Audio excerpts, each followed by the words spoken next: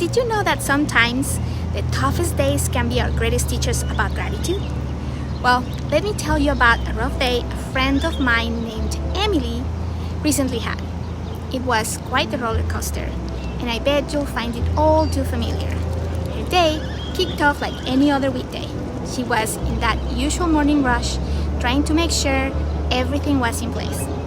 From Jack's school bag to Jack is her son, to her work presentation, but know how life likes to throw surprises at you?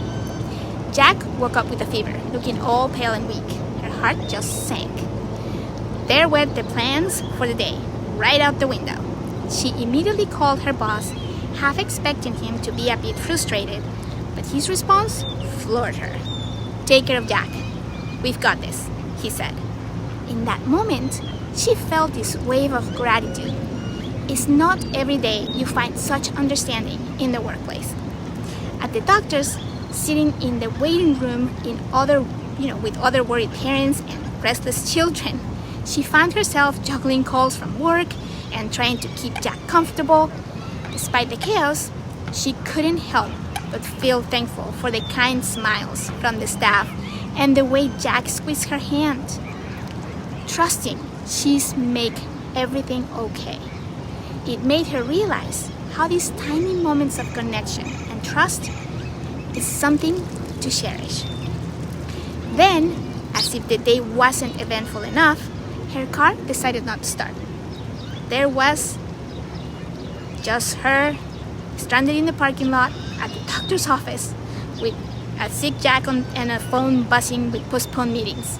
But instead of letting frustration take over, her and Jack turned their waiting time into a mini adventure. They made up stories about cloud shapes and played I Spy. It turned out to be one of those unexpectedly beautiful moments.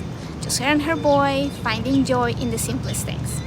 Back home, when she finally managed to sit down and catch up on work, she told me she was overwhelmed by the support from her team.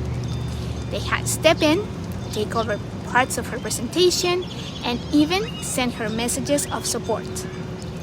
It was heartwarming to see such camaraderie and kindness.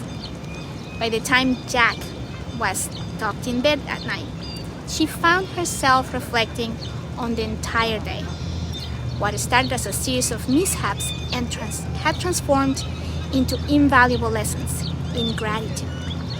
It was a reminder of how even in the most chaotic days, there is always something to be thankful for. From her crazy day story, I took away 3 very important tips that I am going to share with you right now. Number 1, the gratitude pivot. When things don't go as planned, pivot to gratitude. It can turn your whole day around. Number 2, find magic in the mundane.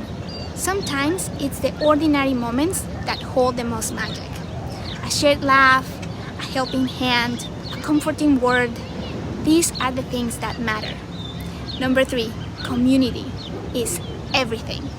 The support of those around us, be it family, friends, or colleagues, is invaluable. It's these connections that pull us through tough times. So, that was her day.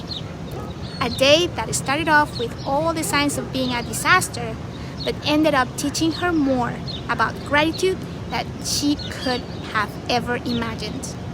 And speaking of learning, don't forget to catch up with me on Monday. I'll be telling another wonderful story about mindful communication, nurturing deep and meaningful connections. It's all about enhancing our relationships through better communication.